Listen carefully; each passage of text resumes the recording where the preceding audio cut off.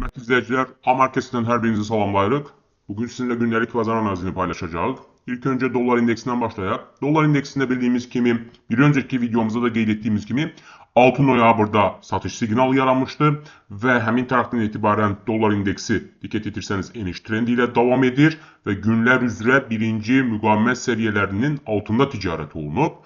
Bugün içərisində də dolar indeksi bugünün birinci müqavimət səviyyəsi olan 99.340 səviyyəsini qırıb onun üzərində bağlanmazsa, biz hələlik dolar indeksində enişin davam edəcəyini proqnoz edə bilərik. Xüsusi olaraq hörmətli izləyicilər, sabah Amerikadan inflyasiya göstəriciləri, istehlakçı qiymət indeksi açıqlanacaq və istehlakçı qiymət indeksinin 3% olacağı proqnoz edilir. Əgər inflyasiyada artım olarsa, bu dollarda olan enişi məhdudlaşdıra bilər. Hörmətli izləyicilər, bir digər maliyyələtimiz avro-dollar valyuta cütlüyüdür. Avro-dollar valyuta cütlüyündə də 6 noyabrda yaranan güclü satış siqnalı hələ də davam edir. Artıq 1, 2, 3 gündür ki, yüksəlişlə davam edir avro-dollar valyuta cütlüyü. Bugün içərisində də nə qədər ki, avro-dollar valyuta cütlüyü bugünün birinci dəstək səviyyəsi olan 1.15 512 səviyyəsini qırıb onun altında bağlanmazsa, biz hələlik avro-dollar valyuta cütlüyündə yüksəlişin davam edəcəyini söyləyə bilərik.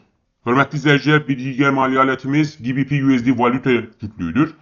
GBP-USD valyuta cütlüyündə də 6 noyabrda yaranan satış siqnalı qısa müddət davam etmiş oldu. Belə ki, dünən İngiltərədə əmək bazarı ilə bağlı işsizlik səviyyəsi açıqlanmış oldu və işsizlik səviyyəsi 5%-ə yüksəlmiş oldu. Hansı ki 4.9% proqnoz edilirdi. Bu da 6 noyabrda yaranan alış siqnalını məhdudlaşdırmış oldu və diqqət etirsəniz 11 noyabrda artıq İngilis funtu və dollar valyuta cütlüyü həmin günün birinci dəstək səviyyəsi olan 1.31 458 səviyyəsini qırmış oldu. Və bugün ərzində də nə qədər ki GBP-USD valyuta cütlüyü bugünün birinci müqavimət səviyyəsi olan 1.31 839 səviyyəsini qırıb onun üzərində bağlanmazsa, biz hələlik İngilis funtu və dollar valyuta cütlüyündə range ticarəti və yaxud da aşağı yönlü korreksiya gözləyə bilərik. Eyni zamanda sabah İngiltərədən ümumi daxili məhsul açıqlanacaq 3-cü rüb üçün və ümumi daxili məhsulda 0.3% artım proqnoz edilir. Əgər nəticələr gözlənilən proqnozdan aşağı olarsa, bu İngilis funtuna negativ təsir edə bilər. Hörmətli izləyicilər, qızılda da bir öncəki videomuzda qeyd etdiyimiz kimi 6 noyabrda alış siqnalı yaranmışdı. Belə ki, qızılın həmin günün birinci müqavimət səviyyəsinin qırması və qiymətlənmə səviyyənin üzərində bağlanmasıdır. Və həmin tarixdən etibarən 1, 2, 3, 4, artıq 5-ci gündür ki, qızılda yüksəliş trendi davam edir və bugün içərisində nə qədər ki, qızıl bugünün birinci dəstək səviyyəsi olan 4099 dollar səviyyəsini qırıb onun altına bağlanmazsa, biz hələlik qızılda yüksəlişin davam edəcəyini proqnoz edə bilərik.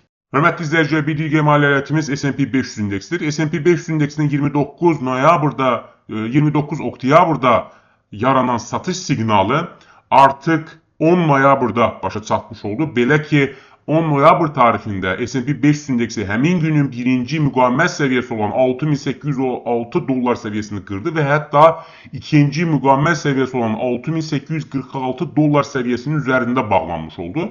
Bu da bazara güclü alıcıların daxil olduğunu göstərirdi və 11 noyabrda da S&P 500 indeksi yüksəlişlə davam etmiş oldu. Bugün içərisində də S&P 500 indeksi bugünün birinci dəstək səviyyəsi olan 6842 dollar səviyyəsini qırıb onun altına bağlanmazsa, biz hələlik S&P 500 indeksinin yüksəlişin davam edəcəyini söyləyə bilərik. Xüsusi olaraq hörmətli izləyicilər, Amerikada hökumətin shutdownun, yəni bağlı qalması ilə bağlı artıq qərarın sona çatması gözlənilir ki, əgər hökumət açılarsa, bu bir mənada S&P 500 indeksinə də müsbət təsir edə bilər. Lakin texniki analiz nöqteyi-nəzərdən qeyd etdiyimiz kimi, bugünkü birinci dəstək səviyyəsi əsas nöqtədir. Əgər qiymət həmin səviyyənin üzərində bağlanarsa, biz hələlik yuxarı yönlü yüksəliş gözləyirik.